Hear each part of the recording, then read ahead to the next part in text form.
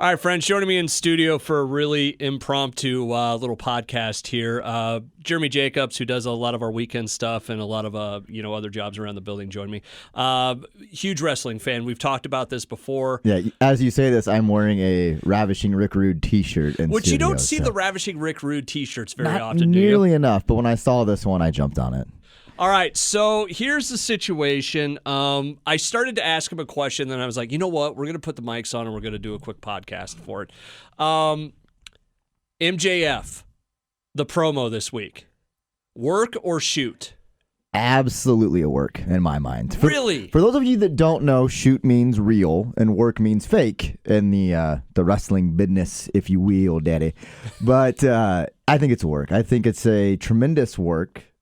It's got everyone talking. Here's the big thing with me. You've got a billionaire owning your company. Yeah. You've got all of this money invested in it. You've got TNT right there. You've got your owner in-house every time. Nothing gets said or done without his approval. Yeah. If you were buying into the fact that there was this whole weekend, and that's where this goes back. This goes back to like Friday night, Saturday night. Yeah, because he no-showed. He no-showed an autograph signing, and then there's a plane for him booked to get out of Vegas, and then they do the pay-per-view, and everything's happy, and he sort of gets beat up, stretchered off, and you think, oh, they're just writing him off of TV.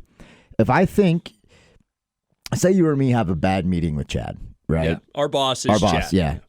Do you think that if he's got any inclination that we are really upset, he's going to give us a live microphone to speak to the entire world? I've thought about it under those guidelines because we've talked a lot before. For some reason, the world of professional wrestling and radio have a lot of really weird similarities on some stuff. But here was my thought about it is if it is a work, it's one of the greatest acting jobs ever done. Oh, the guy's a tremendous talent. The level of energy and anger and hate that he brought into that was amazing. Yeah. And truth be told, and you've heard this probably more than once, the best storylines in wrestling are the ones that kind of are reality based. Yeah, that ride that line between reality and fiction. But here's my thought, and I want to run this by you. Do you think it went too far, as in they, like you said, if you know there's a problem, they're probably not going to put you on a mic in front of people, right? Yeah, and they're going to give you a very short leash. Here's what I'm wondering. There's a tape delay, right? It's still live, but there's still a tape delay. Let me run this by you, just see if you think I'm crazy. All right. Let's say that he comes in and the backstage stuff is that he's not getting paid the money that he should be paid because he is one of the best out there, right? What if it's one of those things where they started to do this? They're like, okay, let's use this storyline, go out and do it. And then it was one of those things that got out of control real fast and went down a lane they weren't ready to go down. And then all of a sudden it's like, oh, F. Yeah. Yeah, see, that's the word that he said on air. We can't say that. But No. But that's kind of what I was wondering. You've seen that before in wrestling too. I don't know how long you want to go with this thing. You and I can talk hours. But if you remember back the old Hulk Hogan walking out of WCW thing. Yeah. The plan was for that to happen, for Jarrett to lay down. You can't see me using air quotes, but I'm using air quotes. For Hogan get the cheap pin, walk off grumpy, take the belt home with him. They're going to have another title match that night, and a couple months down the road, Hogan's going to come back with his belt. Now you've got two champions, and they're going head to head. Vince Russo then goes out, cuts this scathing promo, just ripping Hogan apart, knowing that this is, again, treading that line between reality and fiction, and this is the plan, this is where we want to go, but then someone takes it too far. And Russo took it too far, and Hogan decided, I'm not coming back. I'm done with you. And I think Hogan actually sued him for libel. Yeah, it was something weird like that. So there's a possibility that this could be it too. Okay, we know you're upset. We're working on you, but let's make this into where we want to go on TV with it. And MJF could have just taken it one step too far. My name is B-sox. He is Jeremy Jacobs. We're talking, having a quick conversation about the MJF promo from this week. Both of us fairly big wrestling fans. You're probably bigger into it than I am. But if AEW isn't known for doing, they get pieces of wrestling right sometimes. Yeah. Fair to say? Yeah, it's fair to say that they've got pieces of If things correct. If this is a work, they're doing everything right because they've taken him off the website as of Friday afternoon, off the shopping thing, and you haven't seen like a response from them or. No, and it's funny because WWE's going through something similar with Sasha Banks and Naomi. Yeah. Like they walked out, they got trashed on TV, they pulled their merchandise, which is something they don't do, and that's the thing that really leads me to believe that this is a work. When CM Punk walked out of WWE, they sold his merchandise for months after. Yeah. You can go to the WWE's website right now, and probably same with AEW. AEW still has Cody Rhodes on their shop website. They're still selling all of those T-shirts. WWE has an army of T-shirts that they are selling for people who are working on TV for other companies now. Yeah. Because they've already got it printed up. They own the licenses. Why not make a little extra money? So for a company, for AEW to go to that level, that to me screams work. Like I said, if this really is, part of the plan, they're doing everything right. You've got us in here talking about it. Have you and I ever got on these mics to talk about AEW? No. Yeah, maybe exactly. I was telling somebody about this whole thing the other day, and I was trying to explain like the difference between WWE and AEW and like TNA and stuff. And one of the things, like WWE is obviously the big money maker, and their stuff is, for the most part, it's fairly consistent. There's not a whole lot of ups and downs in product and talent and that. I mean, whether you like the storyline or, anything like that, that's something else. But like, it's consistent that it's usually pretty good or, in that area. AEW seems like they'll do something really well, and then like the next thing is really bad. Really good, really bad. There's a really big margin of error in there. Yeah, it's an accordion thing, back and forth, highs and lows with their products. It's not. Here's the thing: WWE catered, obviously, this day and age, back to children, the way it was sort of before market. The Attitude Era, all that fun stuff. AEW is strictly catered to the people that are the older fans that grew up watching wrestling in the 90s and early 2000s, where you could do all kinds of crazy stuff. Okay, and sort of are jaded wrestling fans, to put a phrase on it. I think a lot of wrestling fans are jaded in some wrestling way. Fans are the worst fan base out there, by the way. Sorry, I'm in there with you. We are the worst fan base.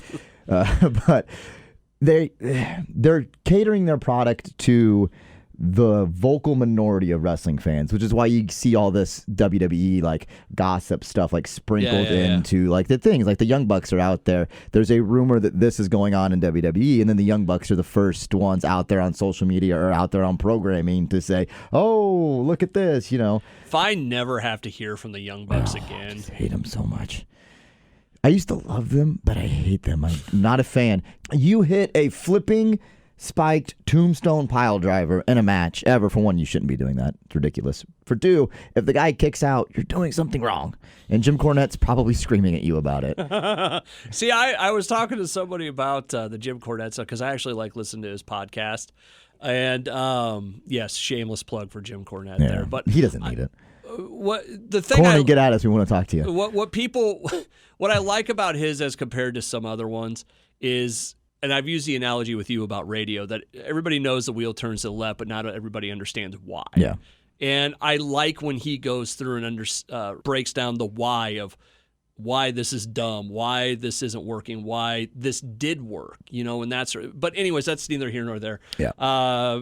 Jeremy Jacobs in the studio with me, real quick, as we just put out a wrestling podcast, and why not? Spur of the moment. I mean, completely just unplanned. I just fired up the mics for this, but. All right, getting back to MJF and this whole thing, couple questions. At what point will you start questioning if it's real? Like, what will be the moment you're like, okay, maybe he did, Time. Really? I think it's time. When Punk walked out the first time, the work where he beat Cena, took the belt, went home. There's the picture with the belt in his refrigerator. It's great. Which anyone indie wrestling after that for the next 5 years ever won a championship, the first thing they did was went home, put it in the refrigerator, took a picture of it. He was back on TV 2 weeks later. It wasn't long. They did the tournament to crown a champion. They crowned the champion, and then all of a sudden here comes CM Punk. So if 2 weeks from now, here comes MJF, you know it's a work. But if it goes a little bit longer, if you get into a month and a half of this, or you start to get closer to their next pay-per-view and there isn't rumblings and there isn't talk and there isn't anything going on, then maybe it's legitimate. What do you think? They've got a show on tonight, right? Yeah. Is it taped or Dynamite? I think it's live. I don't know off the top of my head. I've watched Dynamite. Dynamite was must-watch TV for me one time, and that's when CM Punk returned. Yeah. What do you think's going to happen tonight? Tonight?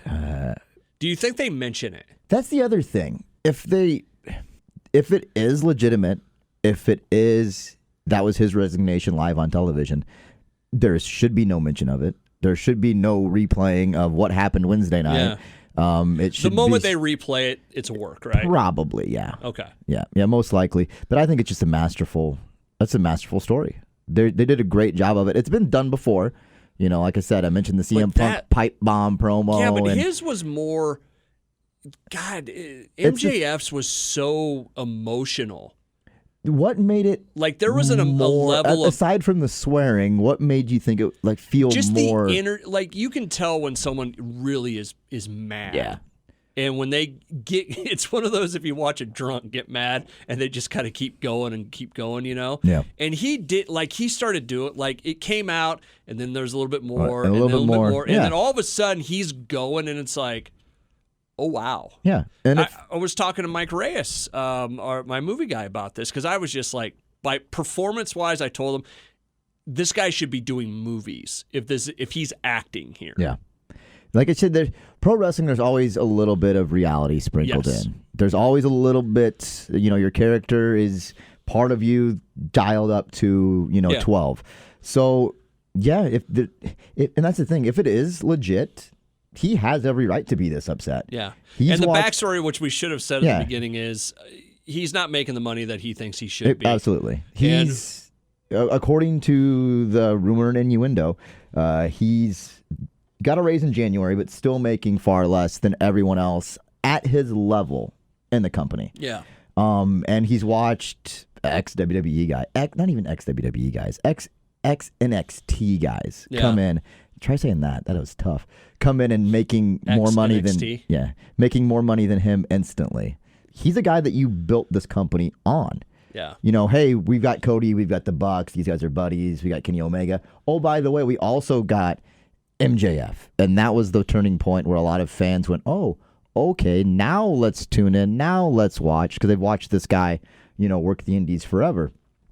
So, yeah, he's got every legitimate gripe in the world, I think. And Chris Jericho, I don't know if you saw this, but he put out a tweet today talking about... I saw something, but I didn't Talking read. About how Tony Khan's the best promoter he's ever worked for, and this is the best company I've ever worked for. And if you're not making the money that you think you should be, maybe you're not as good as you think you are.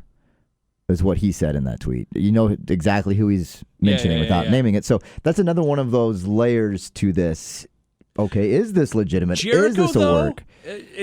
As crazy as Jericho's career has been, there's been some times like the Randy Orton thing with Brock Lesnar, where he went off in the back about that, and like he's had instances where he's been kind of sucked in by the business. Oh yeah. When Brock bloodied Randy up, and Jericho thought Brock went into business for himself, and they were like, "Nope, we agreed on that." And him and Goldberg. Oh. Which I watched a documentary about that the other day, and it was awesome. To be a fly on the wall when all of a sudden little bitty Chris Jericho knocks out Bill Goldberg, that would have been fun.